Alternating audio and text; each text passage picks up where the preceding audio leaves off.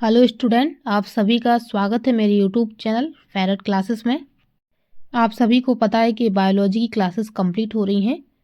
Last video हमारी ऊतक ये कह सकते हैं टिश्यू के ऊपर थी। आप बच्चों से रिक्वेस्ट है वो वाली वीडियो देख लेना ताकि ये वाली वीडियो थोड़ा समझ आ सके। बट फिर भी जिन बच्चों ने वो वीडियो नहीं देखी है तो थोड़ा सा मैं रिवाइज करा देती हूँ, ठीक है, ताकि इसको आसानी से समझ आ सके। ठीक है, तो पिछले वीडियो में हमने पढ़ा था ऊतक के बारे में।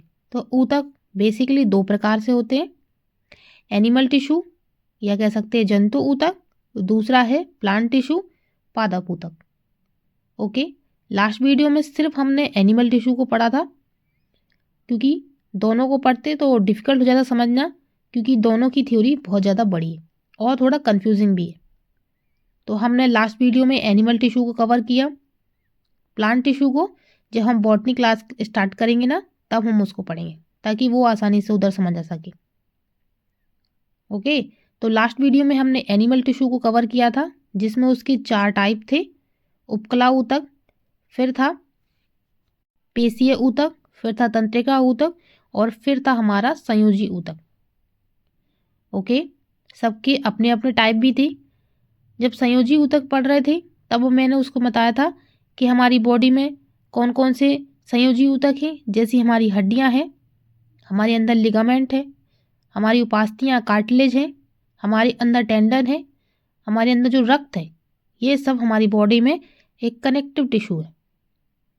और रक्त वहाँ पे एकमात्र तरल फॉर्म में पाया जाता है, लिक्विड फॉर्म में पाया जाता है एक ऊतक। ठीक है, तो आज उसी रक्त को हम आज इस वीडियो में कवर करने वाले। ठीक है, मैंने थोड़ा सा ओवरव्यू दे दिया है ताकि थोड़ा आपका लिंक बन जाए इसको समझने में। ओके, तो रक्त बेसिकली है क्या? रक्त बेसिकली एक लिक्विड तरल संयोजी ऊतक है। ओके, कंफ्यूज मत होना, एग्जाम में पूछा गया, ब्लैंक में आया था ये क्वेश्चन, तो आपको पता होना चाहिए कि जो रक्त है हमारी बॉडी में, जो ब्लड है, वह एक तरल संयोजी ऊतक, एक कनेक्टिव टिश्यू है। तो स्टार्ट करते हैं। जो हमारा ब्लड है वह बेसिकली उसमें 2 कंपोजिशन पाए जाते हैं जो बहुत इंपॉर्टेंट है, प्लाज्मा और रुधिराणु या रक्त कणिकाएं या ब्लड कॉर्पसल्स। ओके, तो हमारे ब्लड में 2 कंपोजिशन है या कह सकते हैं कंपोजिशन ऑफ ब्लड है, प्लाज्मा और रुधिराणु या रक्त कणिकाएं, जिसमें हमारे ब्लड में 55% प्लाज्मा है हमारे ब्लड में। ओके, और 45% हमारे अंदर रक्त कणिकाएं हैं। 55% प्लाज्मा में क्या क्या है? जल है, प्रोटीन है, लवण है, ग्लूकोज है और अन्य पदार्थ भी है। और रक्त कणिकाओं में क्या क्या है? हमारे आरबीसी है और डब्ल्यूबीसी है, वाइट ब्लड कॉर्पसल्स कहते हैं, और प्लेटलेट्स, रक्त बिंबाणु। ठीक है, इनका हिंदी में भी नाम याद रखिएगा। ओके, क्योंकि जैसे आप लोग हिंदी मीडियम के बच्चे हैं तो ये नाम जब पूछे जाते हैं ना एग्जाम में, ये पेपर में आता है ना, तो थोड़ा समझने में कन्फ्यूजन हो जाती है, क्योंकि हम प्लेटलेट्स प्लेटलेट्स पढ़ते रहते हैं और जब रक्त बिंबाणु आ जाता है तो हम थोड़ा कन्फ्यूज हो जाते हैं। ओके, तो रुधिराणु या रक्त कणिकाएं वही हैं। कौन है? हमारे रक्त में जो आरबीसी, डब्ल्यूबीसी और प्लेटलेट्स पाई जाती हैं वही है। और प्लाज्मा, हमारे अंदर प्लाज्मा में क्या क्या है? जल है, प्रोटीन है, लवण है, ग्लूकोज है और 2% पदार्थ है। ओके, मतलब जो प्लाज्मा है वह बेसिकली 90% तो उसमें जल ही है, बाकी उसमें 7% प्रोटीन है। उनको भी हम समझेंगे कि कौन कौन से प्रोटीन है प्लाज्मा में। ठीक है, लवण है, ग्लूकोज है जो हमारी बॉडी को एनर्जी देता है। ओके, तो इस तरीके से ये चार्ट है, इसी से आगे हम इसको डिटेल से समझने वाले हैं। ठीक है, तो 1 बाय 1 समझेंगे ताकि आपको समझने में आसानी हो। ये हो गया कि हम पढ़ने क्या वाले हैं। अब पढ़ते हैं हम जो ब्लड है उसके बारे में इंपॉर्टेंट पॉइंट्स। तो पहला पॉइंट इसमें तो यही रहेगा कि रक्त एक प्रकार का तरल संयोजी ऊतक है, लिक्विड कनेक्टिव टिश्यू होता है। ओके, एक एक शब्द को याद रखिएगा, बहुत ही इंपॉर्टेंट है। दूसरा है, सामान्य व्यक्ति के शरीर में रक्त की मात्रा शरीर के भार का 7 से 8% होता है।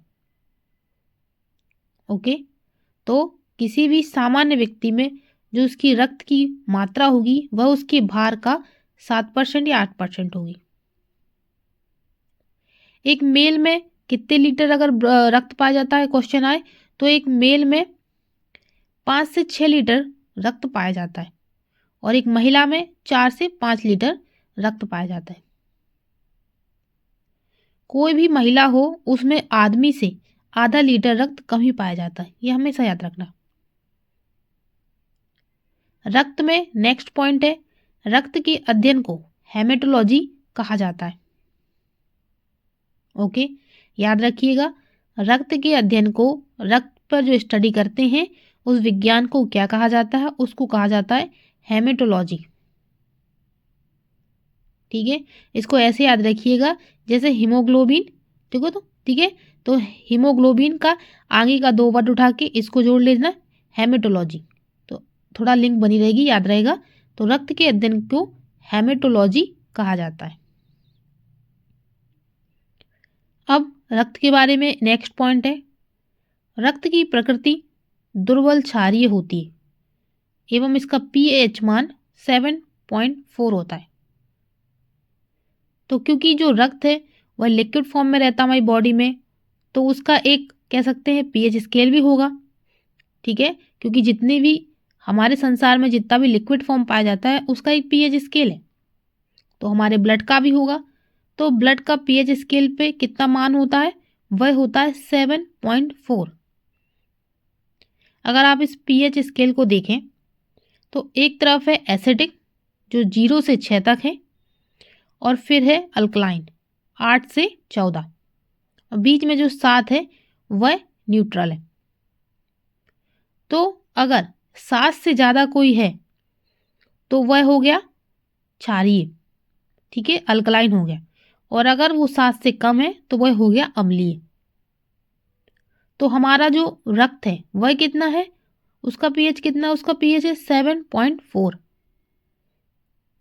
ठीक है, तो 7.4 है तो मतलब 7 पर ही है, लेकिन उससे 4 पॉइंट ज़्यादा, तो ये क्या हो गया, ये हो गया वीक बेसिक अल्कलाइन। ठीक है, तो मतलब कह सकते हैं इसकी प्रकृति कैसी हो गई, इसकी प्रकृति है दुर्बल क्षारीय, ज़्यादा क्षारीय नहीं है, बहुत ही माइनर क्षारीय है। ठीक है, अगर आपके अंदर सवाल आए कि जैसे हमारा बॉडी है, हमारे अंदर जो खून पाया जा रहा है वो एक दुर्बल क्षारीय प्रकृति का है, अगर हमारा ब्लड अम्लीय हो जाए तो हाँ, अगर हमारा जो ब्लड है वह अम्लीय हो जाए तो हमारी बॉडी कैसे रिएक्ट करेगी। तो अगर हमारी बॉडी में जो रक्त है वह अम्लीय हो जाए तो हमारी बॉडी में जो रक्त ऑक्सीजन का परिवहन कर रहा है वह करना बंद कर देगा। ठीक है, चलो इसके बारे में और जान लेते हैं, रक्त के बारे में। अब है रक्तदाब।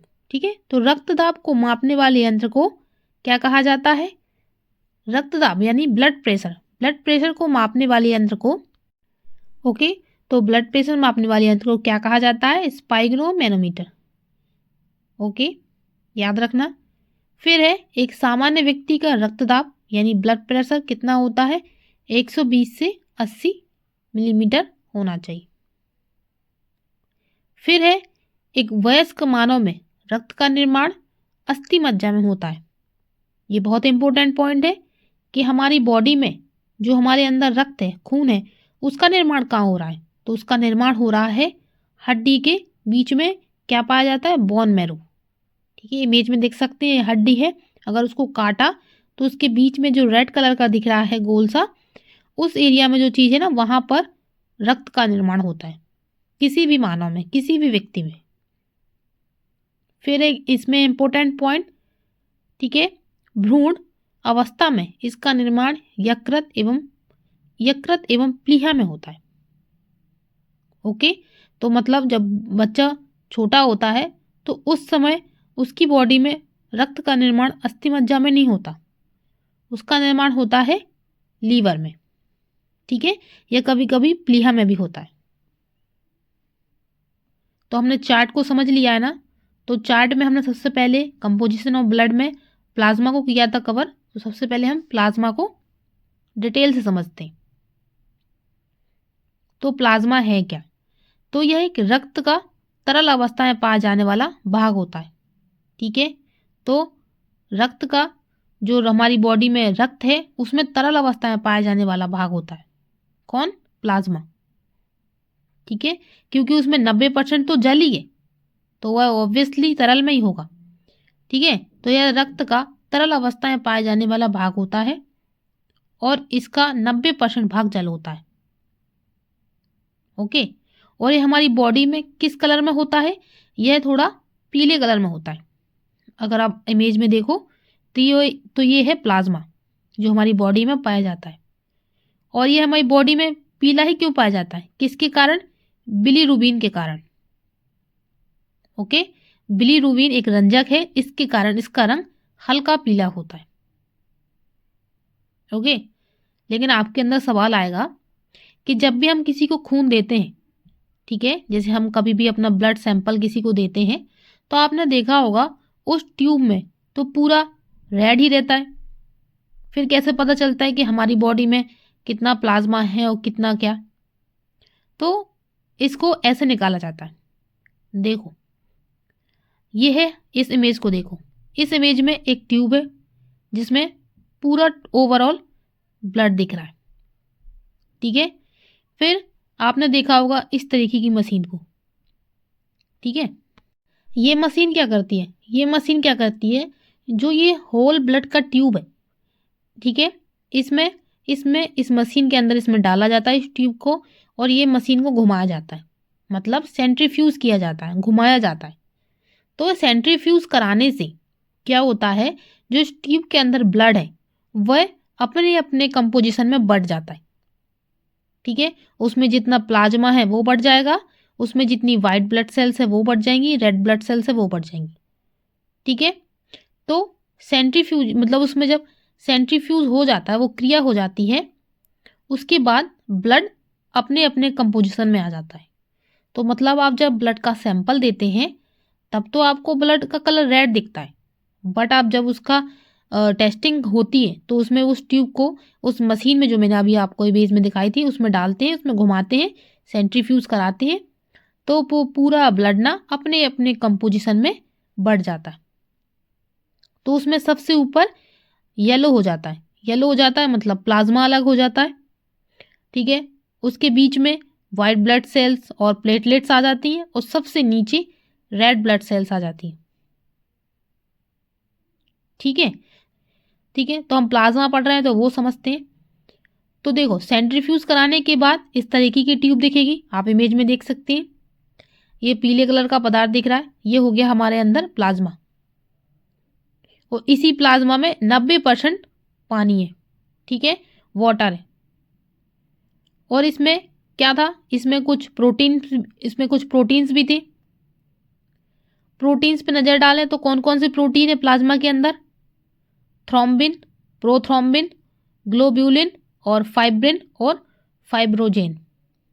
ये बहुत ही इंपॉर्टेंट प्रोटीन है। किसके अंदर है ये प्रोटीन? प्लाज्मा के अंदर है प्रोटीन।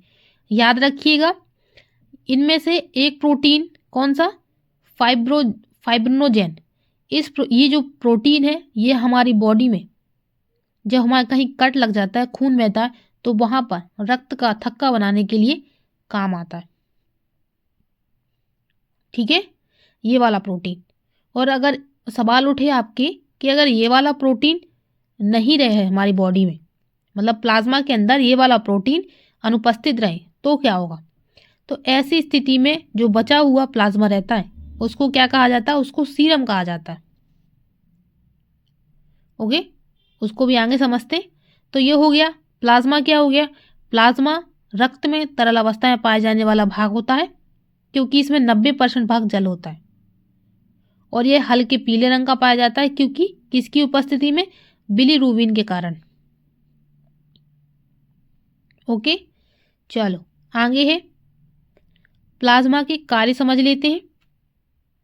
प्लाज्मा शरीर में प्रोटीन एवं अन्य पदार्थों को एक स्थान से दूसरे स्थान तक ले जाने का कार्य करता है। प्लाज्मा रक्त में पीएच मान को संतुलित करके रखता है, रक्त का थक्का जमाने में सहायक होता है, ग्लूकोज को बाकी अंगों तक पहुंचाता है। ठीक है। तो अगर आप ये वेसल देखें, ब्लड वेसल देखें, तो इसमें जो लिक्विड फॉर्म में बह रहा है यही है प्लाज्मा। ठीक है, चलो आगे है, मैंने आपको अभी सीरम नाम लिया था, उसके बारे में समझ लेते हैं, उसकी डेफिनेशन को। तो प्लाज्मा से रक्त का थक्का जमाने वाले कारक अर्थात फाइब्रिनोजेन नामक प्रोटीन को हटाने पर प्राप्त होने वाले पदार्थ सीरम कहलाता है। ठीक है, तो मतलब जैसे मैंने अभी आपको 5 प्रोटीन बताए जो प्लाज्मा में पाए जाते हैं, उनमें से जो लास्ट वाला प्रोटीन था फाइब्रिनोजेन, जो रक्त का थक्का बनाने के लिए जिम्मेदार होता है, अगर उसी को हटा दिया जाए तो जो बचा हुआ प्लाज्मा होगा उसी को कहा जाएगा सीरम। ठीक है, तो सीरम इक्वल टू क्या हुआ, plasma minus clotting factors. Clotting factors मतलब फाइब्रिनोजेन प्रोटीन। ठीक है, तो इसकी डेफिनेशन क्या हुई, जब प्लाज्मा में से फाइब्रिनोजेन नामक प्रोटीन निकाल लिया जाता है तो शेष प्लाज्मा को सीरम कहा जाता है। कहीं कहीं पे इसको सीरम भी लिखा है, तो आप कंफ्यूज मत हो गया। ठीक है, ये हो गया। एक एक चीज को अच्छे से समझिएगा। ठीक है, मैंने एक भी टॉपिक या कह सकते हैं एक भी पॉइंट नहीं छोड़ा जो अगर क्वेश्चन एग्जाम में पूछा जाए ब्लड से रिलेटेड तो आपसे ना बने। ठीक है, और किसी भी एग्जाम की आप तैयारी कर रहे हो, चाहे वो आपका रेलवे ही क्यों ना हो, क्योंकि रेलवे इतना अंदर से क्वेश्चन पूछने लगा है कि डाउट होता है कि ये क्वेश्चन आया कहाँ से होगा। ठीक है, कई बच्चे डाउट में ही रहते हैं कि हमने तो पढ़ा ही नहीं है, क्वेश्चन कहाँ से आ गया। ओके, तो मैंने ब्लड के सारे इंपॉर्टेंट पॉइंट्स या कह सकते हैं जो भी इंपॉर्टेंट नहीं भी थे उनको भी मैंने इस वीडियो में कवर किया है। ठीक है, तो ये हो गया सीरम, इतना समझ गए। चलो अब ये भी समझ लेते हैं कि रक्त का थक्का कैसे बनता है, मतलब जो ये प्लाज्मा प्रोटीन है ये कैसे हमारी बॉडी में रक्त का थक्का बनाने में मदद करते हैं। ठीक है, अगर ये इनमें से एक भी प्रोटीन हमारी बॉडी में अनुपस्थित रहे या सही से काम ना करे तो हमारी बॉडी में रक्त का थक्का बनने में काफ़ी टाइम लगता है। ओके, तो चलो स्टार्ट करते हैं। इस इमेज को देखो आप। ओके, ये एक तरीके से छोटी सी प्रोसेस है, एक शॉर्ट फॉर्म में, जिसमें आपको बताऊंगी कि रक्त का थक्का या यहाँ पे कट लग जाता है तो वहाँ पर अपना जो रक्त है वह बहना कैसे बंद होता है। तो सबसे पहले आप पहली लाइन में देखो, तो उसमें है थ्रोम्बोप्लास्टिन, प्रोथ्रोम्बिन और कैल्शियम। ठीक है, उसमें 2 पॉजिटिव आयन है, फिर वह बन जाता है थ्रोम्बिन। तो यह कैसे बना समझते हैं। जो थ्रोम्बोप्लास्टिन है या जिसको थ्रोम्बोकाइनेज भी कहते हैं, यह एक तरीके का प्लाज्मा प्रोटीन ही है जो क्या करता है, जो प्रोथ्रोम्बिन को, ठीक है, थ्रोम्बोप्लास्टिन प्रोथ्रोम्बिन को, ठीक है, बदलने में किसकी भूमिका करता है, एक उत्प्रेरक की भूमिका निभाता है। ओके, हमारे ब्लड में उत्प्रेरक की भूमिका निभाता है, वो इसको उत्प्रेरित करता है ताकि वो थ्रोम्बिन में परिवर्तित हो जाए। ठीक है, मतलब थ्रोम्बोप्लास्टिन कैल्शियम आयनों की उपस्थिति में प्रोथ्रोम्बिन को थ्रोम्बिन में परिवर्तित करता है पहली स्टेज में। ठीक है, थ्रोम्बोप्लास्टिन प्रोथ्रोम्बिन को कैल्शियम आयनों की उपस्थिति में किस में परिवर्तित करता है, थ्रोम्बिन में परिवर्तित करता है। ठीक है, और यही थ्रोम्बिन, ठीक है, और दूसरी स्टेज में ये थ्रोम्बिन एक निष्क्रिय फाइब्रिनोजन प्रोटीन के साथ क्रिया करता है और फिब्रिन एक सक्रिय कह सकते हैं प्रोटीन निष्क्रिय करता है। और ये सक्रिय फिब्रिन किसके साथ, जो हमारी ब्लड सेल्स हैं उनके साथ क्रिया करके एक धागे जैसी संरचना बनाता है उस एरिया में जहाँ पर कट लगा हुआ है, और वहाँ पर कई सारे क्लॉट्स बन जाते हैं, मतलब रक्त का थक्का बन जाता है, और वहाँ पर रक्त का कह सकते हैं बहना बंद हो जाता है। इमेज में देख सकते हैं इस तरीके के इकट्ठा हो जाते हैं ब्लड सेल्स, जिसको रक्त का थक्का बनना कहते हैं। ओके, एग्जाम में ये प्रोसेस नहीं पूछी जाती, बस कौन सा प्रोटीन इंपॉर्टेंट है, तो फाइब्रिनोजिन, विटामिन के, ये सब इंपॉर्टेंट रहते हैं। बाकी प्रोसेस मैंने आपको आपके नॉलेज के लिए बता दी। ठीक है, चलो आगे बढ़ते हैं। ठीक है, तो हमने प्लाज्मा पढ़ लिया। प्लाज्मा हमारी बॉडी में 55% पाया जा रहा है, वो भी लिक्विड फॉर्म में, क्योंकि उसमें 90% तो जल ही है। उसमें बाकी 5 इंपॉर्टेंट प्रोटीन है वो भी हमने कवर कर लिए, और वही प्रोटीन रक्त का थक्का बनाने में कैसे इंपॉर्टेंट है वह भी हमने कवर कर लिया, उसके कार्यों को भी जान लिया। फिर हमने ये भी जान लिया कि अगर उन 5 प्रोटीन में से उसमें जो लास्ट वाला प्रोटीन था फाइब्रिनोजेन प्रोटीन, अगर उसको प्लाज्मा से निकाल दिया जाए तो जो बचा हुआ प्लाज्मा है वो क्या कहलाएगा, तो वो कहलाएगा सीरम। इसको भी हमने समझ लिया। ठीक है, तो इस तरीके से जो हमारा प्लाज्मा था वह कवर हो गया, मतलब एक कंपोनेंट ब्लड का वह हमने कवर कर लिया। अब दूसरा कंपोनेंट है ब्लड कॉर्पसल्स। तो यह रक्त का 45% भाग होता है और इसे 3 भागों में बांटते हैं। ठीक है, तो पहला है लाल रक्त कण जिसको आरबीसी, दूसरा है श्वेत रक्त कण डब्ल्यूबीसी और तीसरा है रक्त बिंबाणु प्लेटलेट्स। हिंदी में नाम इसका थोड़ा याद रखिएगा आप लोग, रक्त बिंबाणु प्लेटलेट्स कहते हैं जिनको। ठीक है, तो आप इमेज में देख सकते हैं ये रेड कलर में जो टॉफी जैसा दिख रहा है ये है रेड ब्लड सेल्स। ठीक है, जिनको क्या कहते हैं, और इनका वैज्ञानिक नाम क्या है, इनका वैज्ञानिक नाम है इरिथ्रोसाइट। और ये क्या करती हैं, ये ऑक्सीजन और कार्बन डाइऑक्साइड को आदान प्रदान करती हैं हमारी वेसल्स में। फिर है प्लेटलेट्स। ठीक है, जिनका वैज्ञानिक नहीं, दूसरे नंबर पे है वाइट ब्लड सेल्स। ठीक है, जिनको ल्यूकोसाइट्स कहते हैं। ठीक है, और अगर इनके प्रकार देखें तो यह बेसिकली इसमें 5 टाइप दिए हैं और इन्हीं 5 टाइपों को 2 तरीके से विभाजित किया गया। कैसे, देखो, जिसमें जो अलग कलर दिख रहा है थोड़ा पीच पिंक कलर है, जिसमें डॉट डॉट जैसा दिख रहा है, इनको कहा गया है कि ये कणिका युक्त वाइट ब्लड सेल्स है। और जिसमें एक भी कण नहीं दिख रहा है तो ये कहा गया है इनको अकणिका युक्त ब्लड सेल्स। ठीक है, इनके बारे में हम डिटेल समझेंगे, बस मैं अभी आपको एक ओवरव्यू दे रही हूँ। फिर 3rd नंबर पर है प्लेटलेट्स। ठीक है, थ्रोम्बोसाइट्स। ये क्या करती हैं, ये ब्लड क्लॉटिंग में हेल्प करती हैं। ठीक है, तो रेड ब्लड सेल्स पढ़ने वाले हैं, वाइट ब्लड सेल्स पढ़ने वाले और प्लेटलेट्स पढ़ने वाले। चलो आगे चलते हैं। सबसे पहले पढ़ते हैं हम रेड ब्लड कॉर्पसल्स के बारे में, लाल रुधिर कणिकाएं के बारे में। तो वैज्ञानिक नाम इसका है इरिथ्रोसाइट। ठीक है, अगर बात करें इसका निर्माण कहाँ होता है, तो लाल रक्त कणिकाओं का निर्माण होता है किसी भी वयस्क में उसकी बोन मैरो में, अस्थि मज्जा में। और अगर बच्चा है, भ्रूण अवस्था है, तो उसमें निर्माण हो रहा है उसके रक्त का यकृत में, मतलब लीवर में। ठीक है, और अगर जीवन काल की बात करें कि लाल रक्त कणिकाओं का जीवन काल कितना होता है, बहुत इंपॉर्टेंट है, पूछा गया है 20 से 120 दिन। ठीक है, और लाल रक्त कणिकाओं की मृत्यु कहाँ होती है, तो वह होती है प्लीहा में, स्प्लीन में। बहुत ही इंपॉर्टेंट है, आपको पता भी होगा, आपने अगर 1-2 एग्जाम दिए होंगे कि ये क्वेश्चन कितनी बार पूछा गया है। ठीक है, तो लाल रक्त कणिकाओं का मृत्यु कहाँ होती है, ओके, प्लीहा में। मतलब जो हमारे अंदर खराब हुई आरबीसी है वह प्लीहा मतलब स्प्लीन में जाके नष्ट हो जाती है, इसलिए इसे आरबीसी की कब्र या ग्रेव आर्ट कहते हैं। ओके, ठीक है, और इसे ब्लड बैंक ऑफ आरबीसी भी कहा जाता है। पूछा गया है कि ब्लड बैंक ऑफ आरबीसी किसे कहते हैं, तो प्लीहा को। अगर पूछा जाए आरबीसी की कब्र या ग्रेव आर्ट किसे कहते हैं, तो वह भी प्लीहा या स्प्लीन को।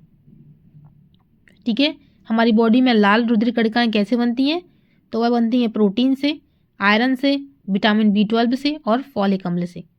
ठीक है, ये सभी आरबीसी के निर्माण में हेल्प करते हैं। आगे इनमें इंपॉर्टेंट पॉइंट है पहला कि आरबीसी में केंद्रक नहीं पाया जाता। ठीक है, याद रखिएगा, जो जितने भी जीव हैं जिनमें कह सकते हैं जिनका कलर, कह सकते हैं रक्त का कलर रेड है, उनमें उनकी आरबीसी में केंद्रक नहीं पाया जाता। लेकिन 2 जीव हैं जैसे ऊंट और लामा, इन प्रजाति के जीवों में आरबीसी में केंद्रक लेकिन पाया जाता है, ये एक अपवाद है, बाकी सारे में नहीं पाया जाता। नेक्स्ट है, सोते समय आरबीसी की संख्या 5% कम हो जाती है और ऊंचाई पर जाने पर आरबीसी की संख्या 30% तक बढ़ जाती है। मतलब जब हम सोते हैं तो हमारे अंदर जो लाल रक्त कणिकाएं होती हैं उनकी संख्या 5% कम हो जाती है, लेकिन जैसे ही हम किसी ऊंचाई पर जाते हैं, या कह सकते हैं जैसे ही हम किसी 4200 मीटर समथिंग की ऊंचाई पर होते हैं, तो जो हमारे अंदर आरबीसी हैं, रेड ब्लड सेल्स हैं, उनमें 30% तक की वृद्धि हो जाती है। ओके, और यही संख्या को किससे ज्ञात किया जाता है? तो आरबीसी की संख्या हीमोसाइटोमीटर से ज्ञात की जाती है। क्या नाम है? हीमोसाइटोमीटर। इससे ज्ञात की जाती है आरबीसी की संख्या। इसी में नेक्स्ट है, एक स्वस्थ पुरुष में आरबीसी 4.5 से 5.5 लाख प्रति घन मिलीमीटर होती है। ये नंबर याद रखिएगा, मतलब 4.5 से 5.5। ठीक है, कितनी होती है? 4.5 से 5.5 लाख प्रति घन मिलीमीटर होती है। और महिला में 4.0 से 4.5 लाख प्रति घन मिलीमीटर होती है। ठीक है, तो ये कह सकते हैं, ये याद रखिएगा, लाख प्रति घन मिलीमीटर। ठीक है, मतलब इसको ऐसे समझते हैं, जैसे कि किसी शरीर का, जैसे कह सकते हैं किसी व्यक्ति के शरीर में 5 लीटर रक्त है। तो अब ये सवाल उठता है कि उसमें लाल रक्त कोशिकाओं की संख्या या लाल रक्त कणिकाओं की संख्या कितनी होगी? ठीक है, अगर किसी बॉडी में 5 लीटर रक्त है तो उसके शरीर में लाल रक्त कणिकाओं की संख्या कितनी होगी? तो आपको पता है कि 1 लीटर बराबर कितना होता है? 1 लीटर बराबर होता है, तो आपको पता है कि 1 लीटर बराबर होता है 10 लाख घन मिलीमीटर। ठीक है, तो इस तरीके से किसी भी व्यक्ति की लाल रक्त कणिकाओं की संख्या निकाल सकते हैं। अगर उसकी बॉडी में जितने भी लीटर ब्लड है, उतने ब्लड लीटर में किसका मल्टीप्लाई कर देंगे? घन मिलीलीटर का, क्योंकि 1 लीटर बराबर होता है 10 लाख घन मिलीमीटर। 10 लाख घन मिलीमीटर। ओके, चलो नेक्स्ट है, आरबीसी का मुख्य कार्य ऑक्सीजन का परिवहन होता है, जिसके लिए इसमें हीमोग्लोबिन नामक प्रोटीन पाया जाता है। ओके, तो जो रेड ब्लड सेल्स हैं, बेसिकली उनका कार्य ऑक्सीजन का परिवहन करना होता है, और जिसके लिए उसमें हीमोग्लोबिन नामक प्रोटीन पाया जाता है। ठीक है, तो आरबीसी में हीमोग्लोबिन पाया जाता है, और हीमोग्लोबिन के कारण ही रक्त का रंग लाल होता है। ठीक है, तो जिन जिन जीवों में उनका रक्त का रंग लाल है, तो मतलब उनमें हीमोग्लोबिन पाया जा रहा है। ठीक है, तो जो हीमोग्लोबिन है बेसिकली ये 2 शब्दों से बना है, हिम प्लस ग्लोबिन। यहाँ पर जो हिम है एक तरीका कह सकते हो वर्णक है, रंजक क्या कह सकते हैं डाई है, जो किसी भी चीज़ में कलर देता है। ठीक है, और रेड कलर दे रहा है तो उसमें आयरन है, मतलब लोह तत्व है। ठीक है, और ग्लोबिन हो गया, इनको समझ लेते हैं। तो जो हीमोग्लोबिन है वो 2 शब्दों से बना है, हिमेटीन या ग्लोबिन। ठीक है, हिमेटीन यह लोह तत्व होता है जिसके कारण रक्त का रंग लाल होता है, और ग्लोबिन यह एक प्रोटीन होता है जो कि ऑक्सीजन एवं कार्बन डाइऑक्साइड को शरीर के विभिन्न भागों तक लाने और ले जाने का कार्य करता है। ओके, तो अगर क्वेश्चन पूछे कि रक्त का रंग लाल किसके कारण है, तो अगर ऑप्शन में हीमोग्लोबिन ना दे के हिमेटेन दिया है तो आपको हिमेटेन पे ही क्लिक करना है। ठीक है, कंफ्यूज मत होना वहाँ पे। ठीक है, क्योंकि हीमोग्लोबिन के अंदर ही है हिमेटीन। चलो नेक्स्ट है, अब ये सवाल उठता है कि कुछ जीव ऐसे भी हैं जिनमें उनमें रक्त का कलर रेड नहीं होता। ठीक है ना, कई जीव ऐसे हैं जिनमें उनमें रक्त का कलर रेड नहीं होता। क्यों नहीं होता, उनको भी समझ लेते हैं। जैसे पहला है कॉकरोच, तो कॉकरोच में सफ़ेद रंग का रक्त होता है। क्यों होता है सफ़ेद रंग का रक्त? क्योंकि उसमें हेमोलिम्फ पाया जाता है, और कॉकरोच है उसमें हीमोग्लोबिन नहीं पाया जाता है। अगर आप अभी आपके में सवाल आया होगा, अगर उसके अंदर हीमोग्लोबिन नहीं पाया जा रहा, ठीक है, तो हीमोग्लोबिन का बेसिकली कार्य तो यही है ना कि वो ऑक्सीजन का परिवहन कर रहा है। तो अब जो कॉकरोच है उसमें हीमोग्लोबिन ही नहीं है, तो उसमें ऑक्सीजन का परिवहन कैसे हो रहा होगा? ठीक है, तो इसका आंसर ये रहेगा कि जो कॉकरोच है उसकी जो टांगें होती हैं ना, उसमें छोटे छोटे कांटे जैसे होते हैं, वही उसमें ऑक्सीजन का डायरेक्ट आदान प्रदान करते हैं। ठीक है, तो जिस कारण उसमें हीमोग्लोबिन नहीं भी पाया जाए ना, तो उसमें ऑक्सीजन का परिवहन होता रहता है। ठीक है, तो कॉकरोच में सफ़ेद रंग किसके कारण होता है? हेमोलिम्फ के कारण। ठीक है, हेमोलिम्फ एक वर्णक है, प्रोटीन कह सकते हैं जिसके कारण उसमें रक्त का रंग सफ़ेद रहता है। अब दूसरा है ऑक्टोपस। इसमें इसका रक्त जो रहता है वह नीले रंग का रहता है। ठीक है, तो किसके कारण रहता है? हेमोसाइनिन के कारण। ठीक है, हेमोसाइनिन के कारण ऑक्टोपस में नीले रंग का रक्त पाया जाता है। ठीक है, और यही जो ऑक्टोपस है इसमें 9 दिमाग होते हैं और 3 इसमें दिल होते हैं। ठीक है, चलो अब नेक्स्ट है, अगर कुछ जीवों में रक्त का रंग हरा भी होता है, जैसे कि केचुआ हो गया, जोंक हो गई, और सब्जियों में जो छोटे छोटे हरे कलर के कीड़े पाए जाते हैं जो रेंगते हैं, इल्ली जैसे, उसमें भी ग्रीन कलर का ही रक्त निकलता है ना। तो और कुछ ऐसे समुद्री कीड़े भी हैं जिनमें उनमें रक्त का रंग हरा होता है। तो किसके कारण होता है? वह होता है क्लोरोक्विन के कारण। ठीक है, क्लोरोक्विन के कारण। ठीक है, नाम याद रखिएगा। फिर अब सवाल उठता है कि कुछ रक्त या कुछ जीवों में रक्त बैंगनी भी होता है, जैसे कि ब्राकियाट्स जीवों में, तो उनमें होता है हेमरीथ्रिन के कारण। ठीक है, मैंने एक एक पॉइंट ले लिया है ताकि क्वेश्चन कहीं से भी आए फटाफ से बन जाए और आपको 10 वीडियो ना देख के एक ही वीडियो में आपका काम हो जाए। ओके, नेक्स्ट है इसमें कि अगर जो आरबीसी है वह रक्त में ही नष्ट होने लगे तो क्या होगा और किसके कारण होगा? तो अगर जब आरबीसी जो रेड ब्लड सेल्स हैं, जो आपको टॉफ़ी जैसी रेड कलर में दिख रही हैं, अगर ये किस में नष्ट ना, प्लीहा में नष्ट ना होके, स्प्लीन में नष्ट ना होके रक्त में ही नष्ट होने लगे, तो ऐसी बीमारी को, ऐसी स्टेज को क्या कहा जाता है? हीमोलाइसिस कहा जाता है। एग्जाम में पूछा गया है इसलिए मैंने इसको फिर सेट कर लिया, हीमोलाइसिस। ठीक है, हीमोलाइसिस कहा जाता है जब आरबीसी किस में नष्ट होने लगे? प्लीहा में ना जाके, स्प्लीन में ना जाके रक्त में ही नष्ट होने लगे, तो इसको हीमोलाइसिस कहा जाता है। अब सवाल उठेगा कि ऐसे कैसे पहचान करेंगे कि बॉडी में हीमोलाइसिस नष्ट आरबीसी में न, मतलब वहाँ ना जाके, स्प्लीन में ना जाके रक्त में ही नष्ट हो रहा है। ठीक है, तो इसके लिए क्या किया जाता है? एक टेस्ट किया जाता है। किसी व्यक्ति का सबसे पहले ब्लड सैंपल लिया जाता है। ठीक है, उसको सेंट्रीफ्यूज किया जाता है। सेंट्रीफ्यूज में उसमें जो उसका प्लाज्मा है, बाकी ब्लड सेल्स हैं, उनको अलग किया जाता है, उनके अलग अलग कंपोनेंट में उनको बांटा जाता है। तो जो प्लाज्मा है जिसका कलर उसके नेचर के मुताबिक थोड़ा हल्का पीला आना चाहिए था, वह कैसा आता है? रेडिश आता है, लाल कलर का आता है। तो इससे ये साबित हो जाता है कि जो रेड ब्लड सेल्स हैं वह रक्त में ही नष्ट हो गई, जिसके कारण जो प्लाज्मा है, जो पीला आना था, वह रेड कलर का आया। तो इससे ये समझ आता है कि इस व्यक्ति को हीमोलाइसिस है। ठीक है, चलो आगे है, अगर किसी बॉडी में जो रेड ब्लड सेल्स हैं उनकी संख्या घटती है, बढ़ती है, तो क्या बीमारी होती है, क्या सिम्टम्स आते हैं? तो अगर आरबीसी की संख्या घटती है तो कहा जाता है कि इसको एनीमिया हो गया। ठीक है, तो एनीमिया किसके कारण होता है? लो एच की कमी के कारण खून की कमी हो जाती है।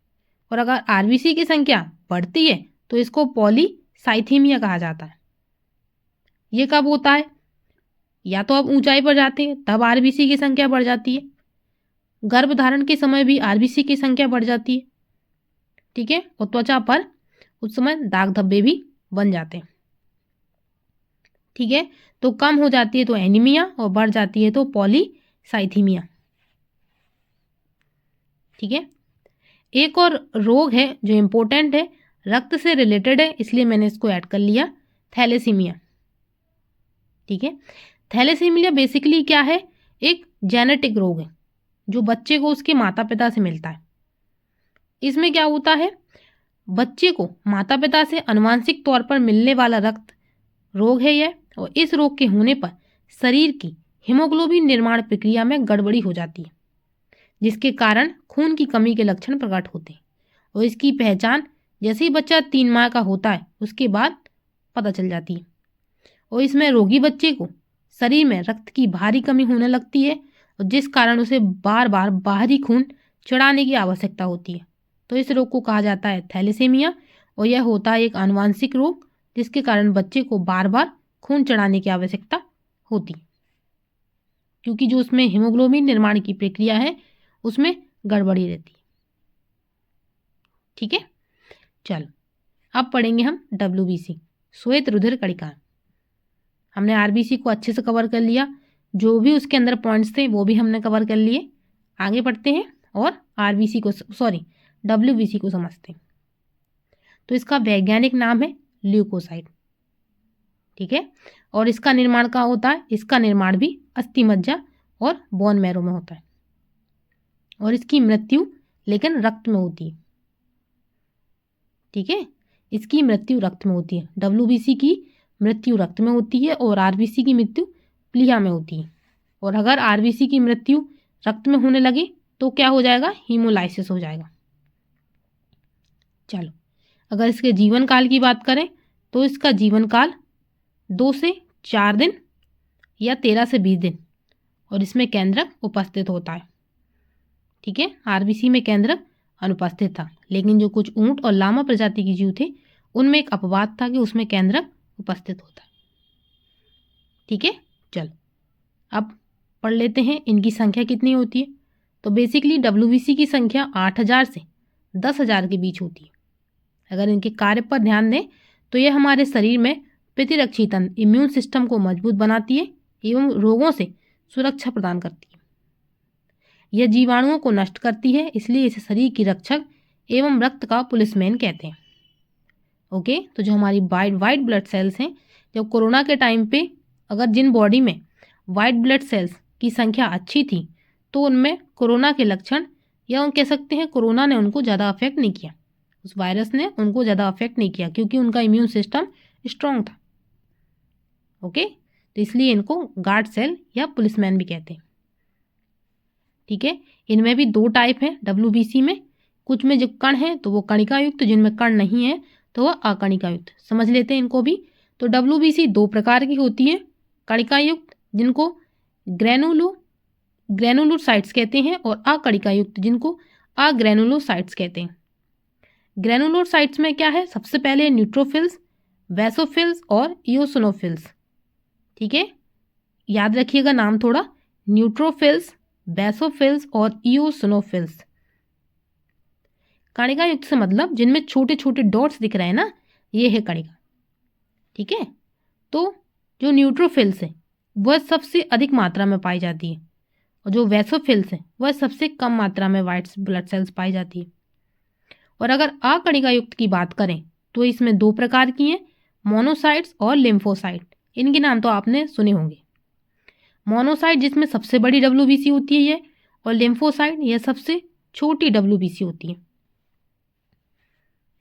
ठीक है, तो 1 बाय 1 एक को जान लेते। सबसे पहले कणिका युक्त को जान लेते। तो न्यूट्रोफिल्स संख्या में सर्वाधिक होती है, मतलब 65% होती है, और यह बाहर से आने वाले जीवाणुओं पर सबसे पहले आक्रमण करती है और शरीर की रक्षा करती है। फिर है वैसोफिल्स सबसे कम संख्या में होती है, लगभग 1%, और यह हमारे शरीर को एलर्जी से बचाती है। फिर है इओसिनोफिल्स। यह इओसिनोफिल्स परजीवी जो प्रोटोजोआ के संक्रमण से सुरक्षा करती है, और त्वचा के संक्रमण के समय इसकी संख्या में वृद्धि हो जाती है इओसिनोफिल्स की। अब पढ़ लेते हैं अकणिका युक्त की WBC, मोनोसाइट्स। तो पहला है मोनोसाइट्स, सबसे बड़ी आकार की WBC होती है और यह घाव भरने में मदद करती है। फिर है लिम्फोसाइट्स, यह सबसे छोटी आकार की WBC होती है और यह मेमोरी सेल का निर्माण करती है। ठीक है, अब पढ़ेंगे हम प्लेटलेट्स के बारे में, रक्त बिंबाणु के बारे में। इसका वैज्ञानिक नाम है थ्रोम्बोसाइट्स, और इसका निर्माण भी अस्थि मज्जा मतलब बोन मैरो में होता है, और इसकी मृत्यु प्लीहा में होती है, और इसमें केंद्रक नहीं पाया जाता, और इसका जीवन काल 3 से 5 दिन का होता है। ठीक है, अगर बात करें इसके कार्य की तो रक्त का थक्का जमाने में मदद करता है, और प्लेटलेट्स केवल स्तनधारियों में पाया जाता है, मैमल्स, तो जितने भी इंसान हैं या जो बच्चे पैदा कर सकते हैं उनमें यह पाया जाता है प्लेटलेट्स। ठीक है, तो एक पॉइंट है हाईलाइटेड, सामान्य व्यक्ति की प्लेटलेट 1.5 लाख से 4.5 लाख प्रति माइक्रोलीटर होती है और डेंगू बुखार में प्लेटलेट्स की संख्या तेजी से कम हो जाती है। ठीक है, जिन बच्चों को डेंगू हुआ होगा उनको पता होगा कि जिसमें प्लेटलेट्स कितनी अहम भूमिका निभाती है अगर उसकी प्लेटलेट्स उसमें गिर रही होती है। फिर अब जान लेते हैं जो प्लेटलेट्स हैं उससे संबंधित कौन सी बीमारी जो इम्पोर्टेंट है वह है हीमोफीलिया। तो हीमोफीलिया भी एक आनुवांशिक रोग है थैलेसीमिया के जैसे। इसमें जिसमें शरीर के बाहर बहता हुआ रक्त जमता नहीं है, जिसके कारण चोट या दुर्घटना के समय यह जानलेवा साबित होती है, क्योंकि रक्त का बहना जल्दी बंद ही नहीं होता। ठीक है, और हीमोफीलिया को रॉयल डिसीज भी के रूप में भी जाना जाता है। ठीक है, तो रॉयल डिसीज इसलिए जाना जाता है क्योंकि जो इंग्लैंड की राजकुमारी थी, ठीक है, उनके खानदान में बीमारी चलती आ रही, तो इसलिए इसको रॉयल डिसीज कहा गया है। ठीक है, हीमोफीलिया। आगे एक इम्पोर्टेंट पॉइंट है, इसको याद रखना कि रक्त का वह घटक रक्त वाहिकाओं में इसे थक्का बनाने से रोकता है। मतलब हमारे जो अंदर वेसल्स हैं, ठीक है, मतलब हमारे जो अंदर नली जा रही हैं जहाँ पे रक्त प्रभावित हो रहा है, अगर वहाँ पे रक्त का थक्का ना जमे तो वो किससे नहीं जमता, वो हेपरिन से नहीं जमता। इसको बस याद रखिएगा। ठीक है, हेपरिन के कारण ही हमारे बॉडी के अंदर रक्त प्रभावित होता रहता है, थक्का नहीं जमता, क्लॉट्स नहीं जमते। ठीक है, ये तो इस तरीके से हमने ब्लड के जो कंपोनेंट थे प्लाज्मा और उसकी ब्लड कॉर्पसल्स उनको कवर कर लिया। अब सवाल उठता है ब्लड कॉर्पसल में कि जो आरबीसी है, डब्ल्यूबीसी है, जो प्लेटलेट्स हैं, वो संख्या आकार में कौन किस में कितने आगे। ओके, एग्जाम में पूछा गया है इसलिए थोड़ा इसको भी ले लेते हैं। तो संख्या की बात करें तो आरबीसी संख्या में ज़्यादा होती है, फिर उसके बाद प्लेटलेट्स होती हैं और उसके बाद डब्ल्यूबीसी। अगर बात करें आकार में तो डब्ल्यूबीसी बड़ी होती है आकार में, उसके बाद प्लेटलेट्स होती हैं और उसके बाद आरबीसी। ठीक है, एक रेशियो याद रखिएगा हमेशा, आरबीसी, डब्ल्यूबीसी और प्लेटलेट्स का ये रेशियो हमेशा 600 मतलब 600 रेशियो 1:40 होता है। ये याद रखिएगा, एग्जाम में पूछा गया है। अगर 2 का अनुपात पूछा जाए आरबीसी और डब्ल्यूबीसी का तो 600:1 लगाइएगा, और अगर डब्ल्यूबीसी प्लेटलेट्स का रेशियो पूछा जाए तो 1:40 लगाइएगा। ठीक है, इसको ये समझना जरूरी नहीं है कि ये रेशियो आया कहाँ से, बट आप इसको याद रखिएगा क्योंकि कभी कभी पूछा गया है, इसलिए मैंने इसको भी उठा लिया है क्वेश्चन में। ठीक है, तो याद रखिएगा। चलो, इम्पोर्टेंट एक पॉइंट था इसलिए इसको ऐड कर लिया। बाकी सारी थ्योरी कंप्लीट हो चुकी है। मैंने पूरी कोशिश की है कि एक भी पॉइंट्स ना छूटे। ठीक है, ताकि आप लोगों को 10 वीडियो ना देखना पड़े, आप परेशान ना हो, एक ही वीडियो में आपका थोड़ा जो रक्त के ऊपर थ्योरी है वो कंप्लीट हो सके। चलें, अब कुछ क्वेश्चंस हैं उनको सॉल्व कर लेते हैं। पहला है, रक्त में हीमोग्लोबिन एक सम्मिश्र प्रोटीन है जिसमें भरपूर मात्रा में पाया जाता है। ऑप्शन है लोह, रजत, तांबा या स्वर्ण। तो राइट आंसर है ऑप्शन ए, लोह तत्व। अगर आप देखें तो कितनी बार ये पूछा गया है। ठीक है, चलो नेक्स्ट है, हीमोग्लोबिन और मायोग्लोबिन दोनों निर्माण के लिए आवश्यक हैं। तो ऑप्शन है vitamin B12, vitamin A, iron या कैल्शियम। तो आंसर है ऑप्शन सी, एसएससी सीजीएल में पूछा गया 2018 में। नेक्स्ट है, हीमोग्लोबिन का मुख्य घटक है। तो ऑप्शन है श्वेत रक्त कोशिकाएं, लाल रक्त कोशिकाएं, प्लाज्मा या सभी विकल्प सही। तो राइट आंसर है ऑप्शन बी, लाल रक्त कोशिकाएं। नेक्स्ट है, हीमोग्लोबिन क्या होता है, प्रोटीन, कार्बोहाइड्रेट, वसा या विटामिन। तो राइट आंसर है प्रोटीन। नेक्स्ट है, निम्न में से वर्णक प्रोटीन क्रोमोप्रोटीन कौन सा है, ठीक है, जिसके कारण रक्त का कलर लाल होता है? तो ऑप्शन है म्यूसिन, हीमोग्लोबिन, पेप्टोन या विटेलिन। तो राइट आंसर है हीमोग्लोबिन। ठीक है, अगर यहाँ पर हेमेटिन भी दे देता या फिर यहाँ पर हिम भी लिख देता तो भी आपको ऑप्शन बी ही चूज करना था। नेक्स्ट है मानव शरीर का रक्त बैंक कहलाता है? तो ऑप्शन है प्लीहा या तिल्ली या स्प्लीन, यकृत, हृदय या किडनी।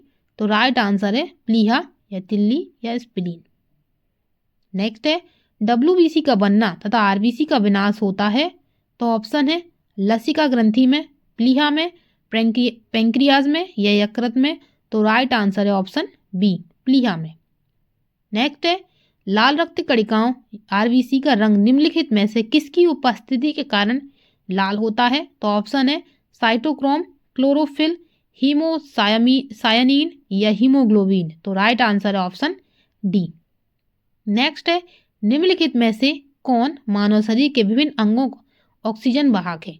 तो ऑप्शन है लाल रक्त कोशिकाएं, श्वेत रक्त कोशिकाएं, प्लाज्मा या तंत्रिकाएं।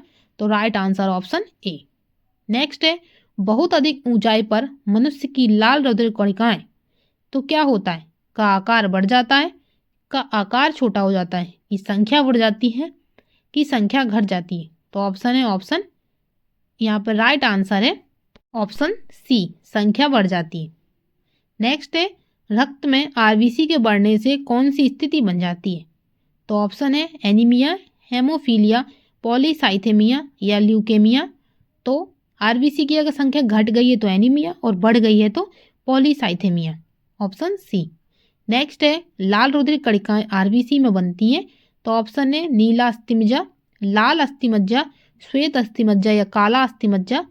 तो आपने देखा है हड्डी का मैंने वो इमेज लगाया था, उसमें जो बीच में रेड कलर का था वही रेड कलर का जो वॉन मैरो में था वो हिस्सा था, तो वहाँ पर ये बनती है। तो राइट आंसर हो गया वहाँ पे, ये कह सकते हैं राइट आंसर ऑप्शन बी, लाल अस्थिमज्जा। आप देखें कितनी बार पूछा गया ये वाला क्वेश्चन। नेक्स्ट है लाल रक्त कणिकाओं का औसत जीवन काल लगभग कितने समय का होता है? तो ऑप्शन है 100 से 200 दिन, 100 से 120 दिन, 160 से 180 दिन या 150 से 200 दिन। तो राइट आंसर है ऑप्शन बी। नेक्स्ट है पुरानी और नष्ट प्राय लाल रक्त कणिकाएं कहाँ नष्ट हो जाती हैं? तो ऑप्शन है प्लीहा, यकृत, आमाशय या अस्थिमज्जा। तो राइट आंसर है ऑप्शन ए। नेक्स्ट है मानव हृदय में कोलेस्ट्रॉल का सामान्य स्तर कितना है? तो ऑप्शन है 80 से 120, 120 से 140, 140 से 180 और 180 से 200। तो राइट आंसर है ऑप्शन डी। नेक्स्ट है वयस्क मनुष्य में आरबीसी की संख्या कितनी होती है? तो ऑप्शन है 5.5 मिलियन, 5.4 मिलियन, 4.5 मिलियन या 4.0 मिलियन। तो राइट आंसर है 5.4 मिलियन। नेक्स्ट है रक्तोत्पत्ति कहाँ होती है, मतलब रक्त की उत्पत्ति या रक्त का निर्माण कहाँ होता है? ऑप्शन है फेफड़े, अग्नाशय, जिगर या अस्थिमज्जा। तो राइट आंसर ऑप्शन डी, अस्थिमज्जा में। नेक्स्ट है एक हल्के पीले रंग का गाढ़ा तरल पदार्थ है जो रक्त के आयतन का लगभग 55% होता है। तो ऑप्शन है प्रद्रव्य, जिसको प्लाज्मा कहते हैं, संगठित संरचनाएं, रक्त समूह या रक्त स्कंदन। तो राइट आंसर है ऑप्शन ए, प्लाज्मा। नेक्स्ट है मानव रक्त प्लाज्मा में प्रायः पानी की प्रतिशत मात्रा में कितनी भिन्नता होती है? तो ऑप्शन है 60 से 64, 70 से 75, 80 से 82 या 90 से 92। तो राइट आंसर है ऑप्शन डी, 90 से 92%। नेक्स्ट है निम्न में से कौन एक प्लाज्मा प्रोटीन नहीं है? ऑप्शन है हीमोग्लोबिन, प्रोथ्रोम्बिन, फाइब्रिनोजेन या ग्लोब्यूलिन। तो राइट आंसर है ऑप्शन ए। नेक्स्ट है प्राकृतिक कोलाइड कौन सा है? तो ऑप्शन है इक्षु शर्करा, रक्त, सोडियम क्लोराइड या यूरिया। तो राइट आंसर है ऑप्शन बी। नेक्स्ट है कणिकाओं कॉर्पसल के बिना रक्त के तरल अंश को कहते हैं? ऑप्शन है ऊतक तरल, प्लाज्मा, सीरम या लसिका। तो राइट आंसर है ऑप्शन बी, प्लाज्मा। नेक्स्ट है मानव रक्त में कोशिकीय अंश का कितना प्रतिशत प्लाज्मा होता है? तो ऑप्शन है 63%, 55%, 45% या 83%। तो राइट आंसर है और 55%। नेक्स्ट है मानव हृदय ह्यूमन ब्लड का पीएच है? ऑप्शन है 7.2, 7.8, 6.6, 7.4। तो राइट आंसर है ऑप्शन डी। नेक्स्ट है मनुष्य के खून का पीएच होता है कम अम्लीय, अधिक अम्लीय, कम क्षारीय या अधिक क्षारीय। तो राइट आंसर है कम क्षारीय, ऑप्शन सी। नेक्स्ट है मानव रक्त ह्यूमन ब्लड यदि अम्लीय हो जाए तो क्या होगा? तो ऑप्शन है हीमोग्लोबिन की ऑक्सीजन वहन क्षमता बढ़ जाएगी, हीमोग्लोबिन की ऑक्सीजन वहन क्षमता कम हो जाएगी, और आरबीसी गणना बढ़ जाएगी, आरबीसी गणना कम हो जाएगी। तो राइट आंसर है ऑप्शन बी। नेक्स्ट है रक्त का ग्लूकोज है एक संयोजी ऊतक, एक उपकलित ऊतक, ए और बी दोनों या इनमें से कोई नहीं। तो राइट आंसर है ऑप्शन ए। नेक्स्ट है रक्त शरीर में क्या कार्य करता है? तो ऑप्शन है सारे शरीर में ऑक्सीजन पहुंचाता है, तरलता बनाता है, भोजन पाचन में सहायक है या खड़े होने में सहायता करता है। तो राइट आंसर है ऑप्शन ए। नेक्स्ट है एक स्वस्थ व्यक्ति में लगभग रक्त होता है। तो ऑप्शन है 5 से 5.5, 4 से 4.5, 3 से 3.5 या 6 से 6.5। तो राइट आंसर है ऑप्शन ए। नेक्स्ट है निम्नलिखित में से कौन सा पदार्थ रक्त द्वारा ट्रांसपोर्ट किया जाता है? तो ऑप्शन है ए फेफड़ों और शरीर के बाकी हिस्सों के बीच ऑक्सीजन और कार्बन डाइऑक्साइड गैसें, दूसरा है यकृत या गुर्दे द्वारा डिटॉक्सिफाई या हटाए जाने वाले अवशिष्ट उत्पाद, पाचन क्रिया से पोषक तत्व या उपरोक्त सभी। तो राइट आंसर है ऑप्शन डी, उपरोक्त सभी। नेक्स्ट है प्लेटलेट्स को और किस नाम से जाना जाता है? तो ऑप्शन है ग्रेनुलोसाइट्स, मोनोसाइट्स, थ्रोम्बोसाइट्स या ग्लोब्यूलिन। तो राइट आंसर है ऑप्शन सी, थ्रोम्बोसाइट्स। ठीक है। नेक्स्ट है उन घटकों का नाम बताइए जो प्लाज्मा में पाए जाते हैं। ऑप्शन है प्रोटीन, गैसें, पोषक तत्व या उपरोक्त सभी। तो राइट आंसर है उपरोक्त सभी। नेक्स्ट है श्वेत रक्त कोशिकाओं व्हाइट ब्लड सेल्स को कितने भागों में विभाजित किया जाता है? तो ऑप्शन है 2, 3, 4 या 5। तो राइट आंसर है ऑप्शन ए, 2 भागों में व्हाइट ब्लड सेल्स को विभाजित किया गया है। ओके, 2 में है ग्रेन्युलोसाइट्स और मतलब एक है ग्रेन्युलोसाइट्स और एक है अग्रेन्युलोसाइट्स। ठीक है, चलो नेक्स्ट है लाल रक्त कोशिकाओं के रूप में भी जाना जाता है। तो मतलब उसका वैज्ञानिक नाम बताना है रेड ब्लड सेल्स का। तो ऑप्शन है एरिथ्रोसाइट, प्लेटलेट्स, ल्यूकोसाइट्स या उपरोक्त में से कोई नहीं। तो राइट आंसर है ऑप्शन ए, एरिथ्रोसाइट। नेक्स्ट है निम्नलिखित में से किसको लाल रक्त कोशिकाओं की कब्रगाह या कब्रिस्तान कहा जाता है? तो ऑप्शन है यकृत, प्लीहा या तिल्ली या स्प्लीन, अस्थिमज्जा या आंत। तो राइट आंसर है ऑप्शन बी। नेक्स्ट है निम्न में से कौन सा हीमोग्लोबिन का एक प्राथमिक कार्य है? ऑप्शन है ऊर्जा का उपयोग करना, रक्त अल्पता होने से रोकना, बैक्टीरिया का विनाश करना या ऑक्सीजन का वहन करना। तो राइट आंसर है ऑप्शन डी। ठीक है, कुछ क्वेश्चन थे जो इंपॉर्टेंट लगे तो मैंने उनको ले लिया क्योंकि एग्जाम में पूछे गए थे। ठीक है, बाकी मैंने कोई पॉइंट नहीं छोड़ा है जो आपका मिस हो जाए इस वीडियो से रिलेटेड। ओके बच्चों, अगर ये वीडियो आपको अच्छा लगे तो आप प्लीज़ एक सपोर्ट के लिए लाइक कर देना ताकि मुझे लगे कि आपको हाँ ये नोट्स पसंद आए। ठीक है, ओके बच्चों।